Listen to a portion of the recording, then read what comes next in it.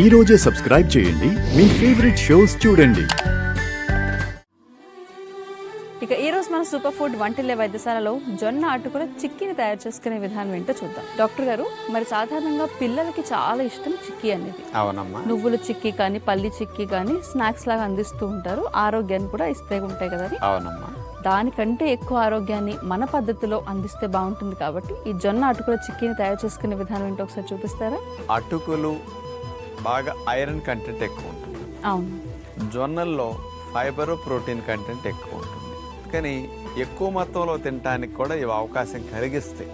ఎందుకంటే విత్తనాలంటే ఎక్కువ తినలేం, కానీ ఇవి ధాన్యాలే కాబట్టి కొంచెం ఎక్కువ మొత్తంలో చిక్కీ తినవచ్చు ఒక ఆహారంగా. అదే మన పద్ధతిలో బెల్లం లేకుండా కూడా ఈ చిక్కీ చేసుకుంటే కూడా ఇంకా ఐరన్ కంటెంట్ బాగా పెరుగుతుంది. రక్తహీనత తగ్గించడానికి, బలాన్ని పెంచడానికి, అలాంటి ఆరోగ్యానికి బాగా ఉపయోగపడే చిక్కీ ఎలా తయారు చేసుకోవాలి ఇప్పుడు మనం చూద్దాం.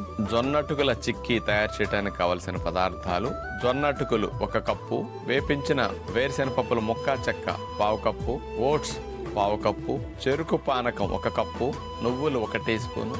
ముందుగా మనం తీసుకున్న మొలకల కట్టిన జొన్నటుకుల్ని బాండీలో వేసేసి సన్న సెక మీద దోరగా వేగనివ్వాలి. వాటిని పక్కన పెట్టుకుంటాం. ఓట్స్ని కూడా కొద్దిగా 1/2 కప్పు తీసుకున్నాం కదా, వాటిని కూడా దోరగా వేగనివ్వాలి. వాటిని కూడా పక్కన పెట్టేసి మనం చెరుకు పానకం తీసుకున్నాం 1 కప్పుడు. అలాంటి తీసుకున్న చెరుకు పానకాన్ని బాండీలో వేసి మనం అట్లా మరగనిస్తాం. ఆ మరిగిన తర్వాత కొంచెం దగ్గరకు రావాలన్నమాట. అట్లా వచ్చిన తర్వాత జొన్న ఫ్లేక్స్, ఓట్స్ త్వరగా వేపించిన వాటిని ఇందులో వేసేస్తాం. అందులో నువ్వులు 1 టీ స్పూన్ తీసుకున్న అవి, వేరుశెనగపప్పులు ముక్కా చెక్క, ఈ 2 వేసేసిన తర్వాత చిక్కీ కమ్మగా ఉండటం కోసం ఇందులో కొద్దిగా యాలకు పొడి వేసేసి బాగా జిగురొచ్చే వరకు మగ్గనివ్వాలి.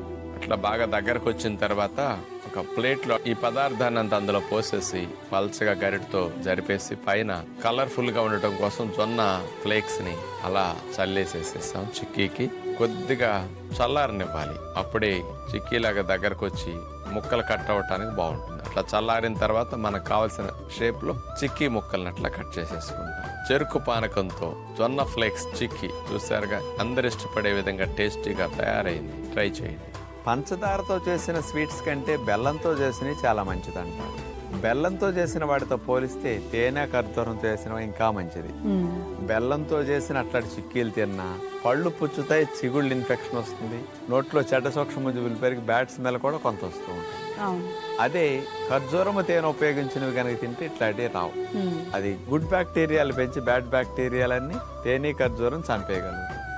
తీపి అయినా సరే లాభాన్ని ఇచ్చే తీపి, నేచర్ ఇచ్చిన తీపి. చూసారు కదండి, ఈ జొన్న అటుకులతో చిక్కీని తయారు చేసుకునే విధానం ఏంటో.